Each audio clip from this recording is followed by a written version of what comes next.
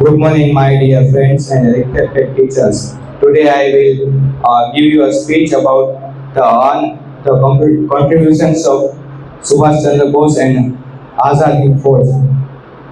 It was a glorious historic day of September 3rd, 1939.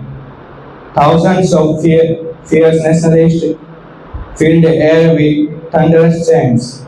The freedom is our birthright. Long live Netaji.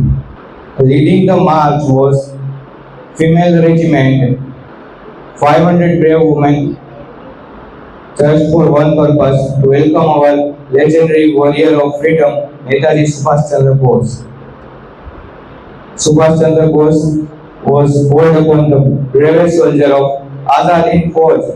They struck down the oppressions of the British and led our country to freedom. Azad Hind Fauj attacked the northeast of the India at the very first and declared its own government Azad Hind on October 21st, 1943. It was an unforgettable moment that powers like Italy, Germany, and Japan begged us and both recognized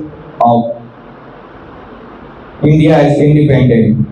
Following the independence of Azad Bharat, the Emperor Hirohito of Japan gifted us Andaman and Nicobar Island, which Netaji later renamed as Sahid and Swaraj Islands. It was not just a movement, it was a relentless crusade led by the martyrs and comrades to liberate our motherland. Thank you.